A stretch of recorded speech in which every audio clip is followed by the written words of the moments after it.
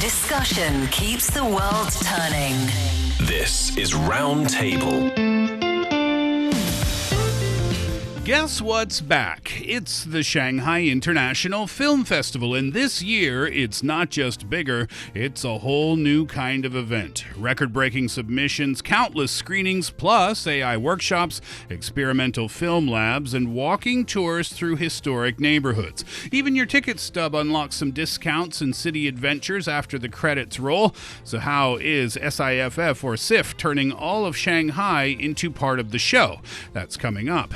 Coming to you live from our studios in Beijing, this is Roundtable. I'm Steve Hatherley. Thank you very much for being with us today. And for the show, I'm with Yushan and Yang Guang. First up, the Shanghai International Film Festival is back in a big way, bringing a record-breaking number of film submissions, hundreds of screenings, and a host of new experiences that extend far beyond the cinema. As China's only recognized A-list film festival, SIFF has grown from a major industry event into a citywide celebration of cinema. But this year's festival is not just about what's going on the big screen. From AI-powered filmmaking workshops and experimental film production labs to movie-themed walking routes throughout historic parts of Shanghai, SIFF is turning the city itself into an immersive cinematic experience. So, what makes this year's event stand out from previous editions? Yang Guang and Yushan, good afternoon to you both. First of all, Yang Guang, long time no see here on Roundtable, so welcome back and thanks for being here today. Thanks for having me. Glad to be here. Absolutely. You're here to talk film. But equally importantly, we could say you're here to talk football as well, but we're going to save that for a little bit later on. Yushan, we'll start with you. We talked about the Shanghai International Film Festival last year, and I remember when we were talking about it, we were saying what a big year it was last year. Shanghai is one of the most important places in the country in terms of film because of the long history. We learned a lot about that last year. This year it's back. It's just as impressive, but it's even bigger and better than ever. Indeed. Shanghai carries the title of the City of Films. So it's not going to fail any moviegoer and movie lovers this year still. So the 28th Shanghai International Film Festival, the SIFF, runs from June 12th to 21st this year, and it's an extension beyond its traditional closing date. And we seem to have talked about SIFF almost every year, and that's for a good reason. It bears significant meaning behind it. So the SIFF now joins other 16 renowned film festivals, including the Cannes, the Berlin and Venice festivals, in the A festival category listed by the International Federation of Film Producers Association, the FIAPS. And what an A festival category means is that, actually, SIFF was already part of that list all the way back in 1994, 1 year after it existed. And in this year, however, it followed a new major reform of its accreditation process, where the FIAPF redefined the A-list classification as a distinction reserved for festivals that can demonstrate the highest international impact. So here's also a congratulations to the SIFF that it retains its status as China's only festival in this prestigious category. So, they're doing a good job. They're still maintaining the high reputation, and they're still and continuously having this long and deep impact globally regarding filmmaking and movie storytelling. That's all on the technical side of things. For us, we're just happy to watch some great movies, and there are going to be a lot of films screened at a lot of different venues this year. Yeah, a new record set for number of movie submission this year at SIFF. The 28th edition received approximately 4,100 film submissions from 125 countries and regions. Can you imagine being on the list of, I don't know what the board or whoever decides, right? You have to watch all 4,100 films to narrow it down to 420 screenings. That must have taken a long time to do. And some new first-time participants as well, including Ghana and Mozambique. So it's quite quite diverse this year at SIFF. Yeah, 420 films being screened at 52 venues. Tickets are going to be very, very, very difficult to come by. So if you do get one, consider yourself to be one of the lucky ones. And as you said, Yushan, now the film festival in Shanghai has joined the big.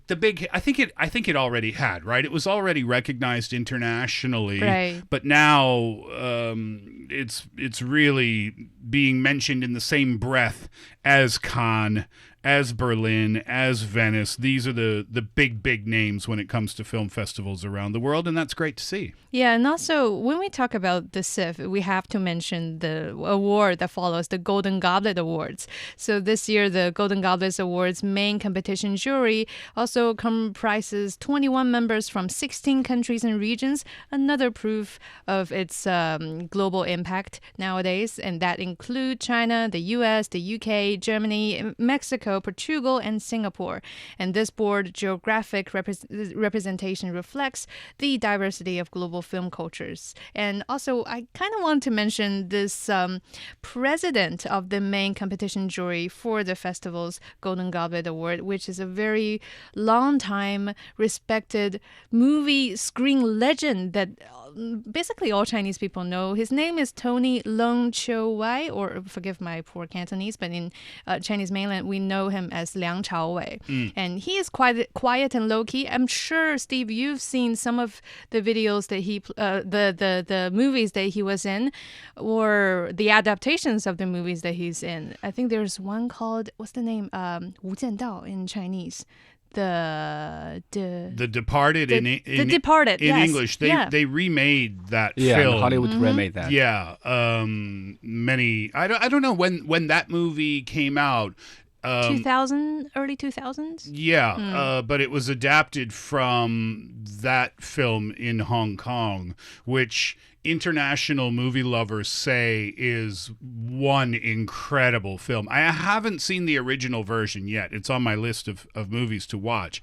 But oftentimes when they take a movie to Hollywood and remake it from a different market, you know, a movie that was so hot in its original form, and they try to remake it, oftentimes it'll fail horribly.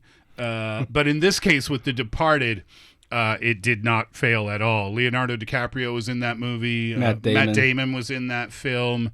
So yeah, that was a huge success. So that's cool. So he's the president of the Shanghai Film Festival this time around. No, he's the president of the main competition jury for the festival's Golden Goblet Awards. So yeah, he has the say of deciding which one of the over 4,000 movies is going to win the Golden Goblet Awards at the end of the festival. So yeah, it's something to anticipate, really. This festival is not new, not by any stretch. It goes back to 1993, as a matter of fact, and it has steadily expanded its reach and its influence since then. Yeah, indeed. And over the years, we see how the SIFF is growing, not only in its impact, but also in the number of registration and the submission of movies. Just last year, the 27th SIFF received more than 3,900 film submissions.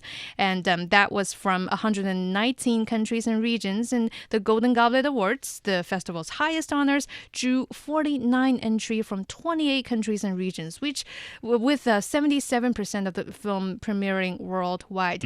And I'm sure this year, with the impact growing and the number of entries submitted, is something that all the moviegoers are so excited to see. Yeah, the new or rising stars this year, Yang Guang, I think you mentioned Ghana and Mozambique. So I was curious because I don't know anything about Ghana's films or film industry, so I looked it up. Did you know that Ghana's film industry is often called Gollywood? I had no clue. Wow. And it's long. This is what they say. It has long lived in the shadows of Nigeria's massive film industry, which is called Nollywood. See, it's starting to make sense now, right?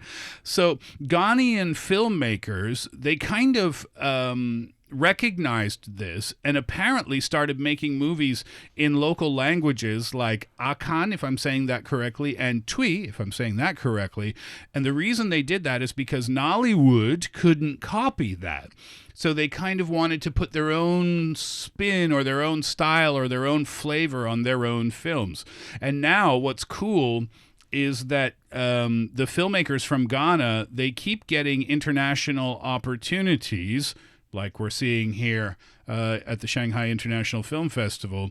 And what is exciting about that is that there's so much potential waiting to be unlocked because probably internationally speaking, you don't get an opportunity to see a film made in Ghana. So that's really exciting. And it's kind of one of the big benefits of having an international film festival like this is that it opens the doors for new filmmakers, new films, but also for audiences to see things that they couldn't have before. Yeah, indeed. And also, this year, one of the major hit for the SIFF is actually on the technology and innovation side. That was quite surprising, but really not surprising if you take a deeper think of it. Nowadays, a lot of movies are utilizing the AI technology in their filmmaking. So yeah, this year's festival is borrowing that. And they place a strong emphasis on emerging tech trends and aim to foster two-way empowerment between the arts and digital intelligence. So what are they doing then? So AI, AI in filmmaking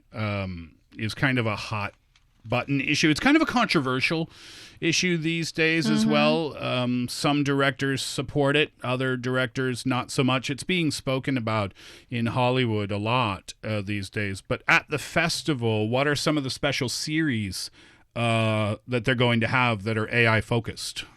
Yeah, AI Black Lots. As part of a new initiative, SIFF has partnered with Huailo AI to launch the AI Backlot section. This program integrates AI-assisted filmmaking into a real production workflow, offering an in-depth view of the entire creative process. And a series of workshops are opened for registration to guests, including AI image generation stuffing, animation for everyone, AI plus live action, new models for hybrid production, and legal pitfalls in AI filmmaking. A lot of jargons there, but I'm surprised. I didn't know what any of those are. Well, it's basically opening the backstage of a filmmaking site for all guests to see what they're doing and how they're doing it. For example, last year during Spring Festival, we saw the rise of Naja 2. And all of a sudden, the entire China is talking about how Southern Chinese small companies are making animation possible. We're making something like Naja, breaking outside of China, even Asia, to the U.S. market, to Canadian film market, to all the world to see that, yeah, we can make animation too. So they're talking about AI for animation. Animation for everyone? Can everyone do it? Or stuff like AI image generation staffing. That's to... just to give an idea of how many people are needed in generating AI image and what kind of filmmaking technology it can borrow from something as seemingly simple as that. I can understand why it's so controversial among filmmakers. Yeah. Because some people would see this as an opportunity to use these tools to be even more creative than in the past, and the purists wouldn't want to see changes made. Yeah, I remember, was it James Cameron? It was said in an interview about Avatar 3 that everything is real shot. We use technology to modify the appearance, as you can see on the screen, but it's not like we're using AI. And he is a firm believer of live action shots, I think. Yes, so, exactly. Yeah, there are all kinds of things being discussed James Cameron feels that way, but Martin Scorsese was the director of The Departed, the film that we were just talking about. He's one, if you don't know that name, Martin Scorsese is one of the most highly recognized filmmakers of the past 50, 60, maybe even 70 years. I'm not sure. He directed that. He directed Goodfellas, if you're familiar with that gangster movie. He directed the other one of the other Leonardo DiCaprio films, Wolf of Wall Street. That was a really famous one. Anyway, he is famously protective of cinema as a craft.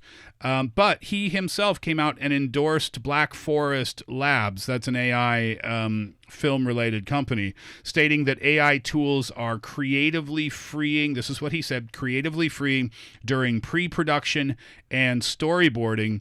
And he looks at AI as a way to visualize his vision quickly. It helps to save time and it helps to save money without sacrificing quality. So, yeah, depending on the director you talk to, you might hear a different opinion, but still, everybody seems to have an opinion on AI in film these days. True. All right, so let's get on to some films then. So you mentioned 420 films at a number of different cinemas, yes? Yes, this year's edition of the festival will screen, well, actually, if not already screening, over 420 films at actually 47 cinemas in Shanghai and in 5 other cities as well. And that covers Nanjing, Suzhou, Hangzhou, Ningbo, and Hefei, all around in the Yangtze River Delta region, with more than 1,500 screenings in total. And the screening runs from June 12th to 28th. Oh, so it's a lot of time to see some movies. It's a lot of time. It's a lot of movies being screening, and there's all different types. There are the ritual side, the retrospective highlights, including tributes to Masters program that's dedicated to old-time heroes like Billy Wilder. I'm not sure if you're familiar with the name. Long time ago. Oh, yeah. And also big actor and actresses like Marilyn Monroe, and a special program for British director Ken Loach's 90th birthday. Ken Loach's 90th birthday this time around. Cool. And yeah, this section, the selection also embraces cutting-edge technology featuring IMAX and Dolby presentations alongside sci-fi classics by Steven Spielberg. So works by French animator and continued focus on film using AI technology, that's also being highlighted. And you can actually see movies like that being screened here in the Yangtze River Delta region. So the tickets for the screenings from, you said June 12th to June 28th. Right. They went on sale, a good few days ago, if not a week ago, right? Like last week, at the So- beginning of June, and June the 5th. So you might want to act now, meaning like right now. I checked yesterday, and basically the good seats are all out. Oh, are they? For even and that's one of the movies that hasn't been sold out. Most of which are already sold out by now. And yeah. So what are some popular ones that people are looking at then? Some moviegoers are just going for a few good ones. The first one that's ranking as the top, the favorite, is Rose, the 4K version. It becomes the very ticket purchased and also the fastest selling one too. And the other fast selling films include Dune and Dune Part 2. Oh, Dune, yeah. Sorry, Dune. Yeah, of course. You can tell I'm not a fan of that movie. And there's also Atlantic, etc. Several movies from the Western side. And yeah, I remember quite a few names from Chinese filmmakers too. And then the earliest screening to have sold out was My Own Last Supper. It's an Indonesian film shortlisted for the Golden Goblet Awards this year. And it was sold out almost immediately. I heard seconds after tickets went on sale. That's a hot one. I mean, yeah. The tickets themselves were hot within minutes. 250,000, this is from the festival data, 250,000 tickets were sold within the first 15 minutes of online sales. That is impressive. So, you know, the city website of Shanghai, they were sending out notifications and alerts and tactics of how to get movie tickets as soon as possible, days or if not weeks ahead of June the 5th, just so that moviegoers can just get a quick grab as soon as possible. It's another World Cup for the moviegoers. Yeah, it is, exactly. So what other events, because it's not just the films that make the Shanghai International Film Festival such a hot item. There are other events, there are other activities that are taking place alongside the film festival this year. Yang Guang, what are some of those things? Yeah, this year's festival will integrate moviegoing with transportation, tourism, dining, and retail experiences through partnerships with multiple platforms, extending the cinema experience into a citywide cultural and lifestyle event. For example, the city becomes the film set and everyone strolling its streets becomes a leading character. Yeah, right. This year's SIFF also has created 3 themed movie walk routes through the Grand Yuyuan area, the Wukang Road Film District, and the Xinhua Road Xinfuli neighborhood, transforming the entire city into an immersive cinematic playground. I mean, yes, city walking has been very famous in Shanghai, and when you add the movie themes to it, it brings it to life. Yeah. And you mentioned Yuyuan. I remember when I was first there, it's totally a beautiful blend of history and modernity too, from the modern screening venues at BFC, the Bund Finance Center, to you can see the timeless charm through the Yuyuan's old streets. There's a lot of if I'm remembering correctly, hundreds of years old of gardens and yards and streets. The festival it brings together contemporary cinema and nowadays it's turning Yuyuan and other sites, the other routes too you mentioned, to historical or rather man-made, artificial historical, we call it daka, like ticking, geographically ticking spots. Yeah.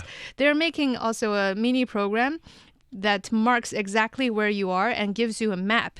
And each time you go to one of the scenic spots, the landmarks, they will send you a little tick and showing that, you've hit this spot. And oh, that's cool. They're welcoming people to upload their pictures taken there. So you can see a lot of people just taking selfies or putting on qipao or chamsam and taking movie-related pictures as if they're part of a movie. It's cool tech is involved too, Yeah. kind of guiding you around, because if you're a first-time visitor to the city, then you wouldn't have any idea about where to go. You'd need some sort of guidance, and that's all the more convenient when that guidance is literally on your phone. Makes it easy to get around. Those must be popular, I would guess, because the tickets are very difficult to get.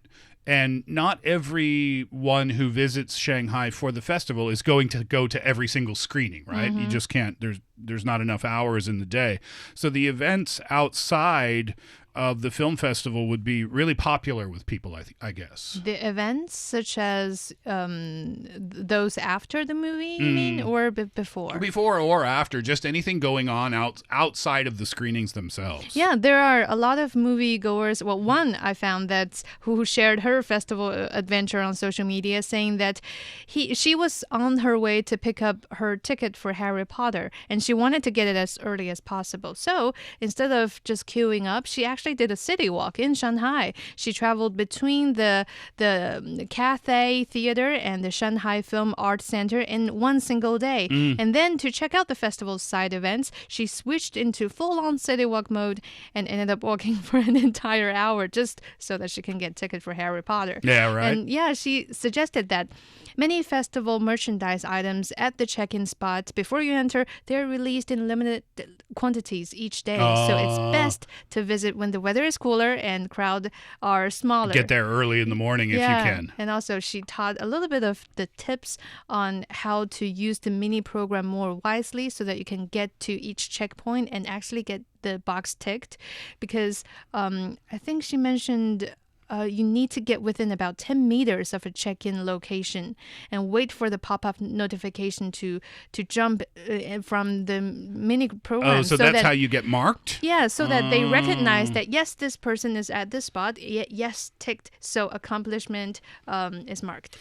One of the things I remember we talked about last year, and they're doing it again this year, is that if you do get your hands on a movie ticket, do not throw it away, because your ticket stub will be very valuable for you.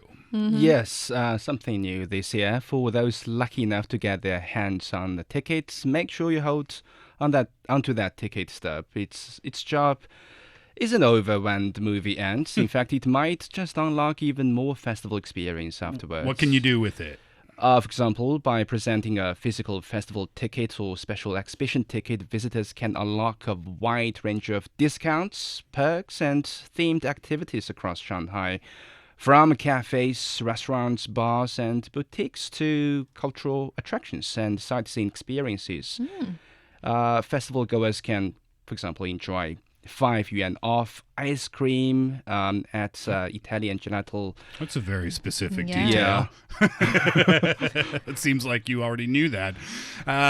Well, that kind of goes back to the point that I was making before, is that you've got the whole city involved in this. Yes, you have the films. Yes, you have the walking tours, but you also have restaurants involved. You have cafes involved, bars and boutiques and other cultural attractions. So literally, it's like a city film festival as opposed to just a film festival, if that makes sense. Yeah, Right? even cross city sometimes. I remember seeing the ticket stub also can be used to take a creek sightseeing cruise in Suzhou, which is nearby city across Shanghai, and you can enjoy some certain percentage off for getting a ticket for that boat cruise.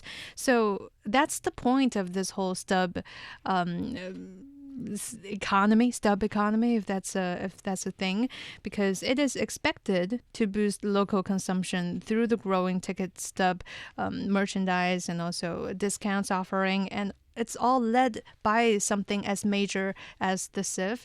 So Shanghai is pouring into the efforts to encourage people, citizens and people from outside of Shanghai too, to explore the city, explore it nearby, and just enjoy a good time. It's going to be a fun event. Yang Guang, have you been to a film festival before, either in Beijing or anywhere? Reporting from one? I've been to Shanghai. Oh, you have been there before? Yeah. And how was your experience? And it was sports related. Oh, really? Because I heard my biggest basketball idol, Dirk Nowitzki, would visit the festival. Okay. When his documentary would premiere there. Oh, But really? he wasn't there At that time? But the documentary was good. And I also watched some other classic movies. What was the vibe around the city? For people who have never been to a film festival before, did it feel like it was something different or something special going on? Yeah, I mean, the film posters everywhere on the buildings and exhibitions everywhere about how you can get tickets and how those films are made. So yeah, fun story, fun journey. I'm curious to see who comes away with it escapes me. The Golden Goblet? Yeah, Yeah, the I'm awards. curious to see who comes away with that one. That's always kind of the big news coming out from the event. Well, there's a lot of big names involved. There are a lot of big movies involved. There are new countries that are being represented with an unprecedented number of submissions. It's almost guaranteed to be a successful event. So if you find yourself in the Shanghai area, do yourself a favor and go check it out.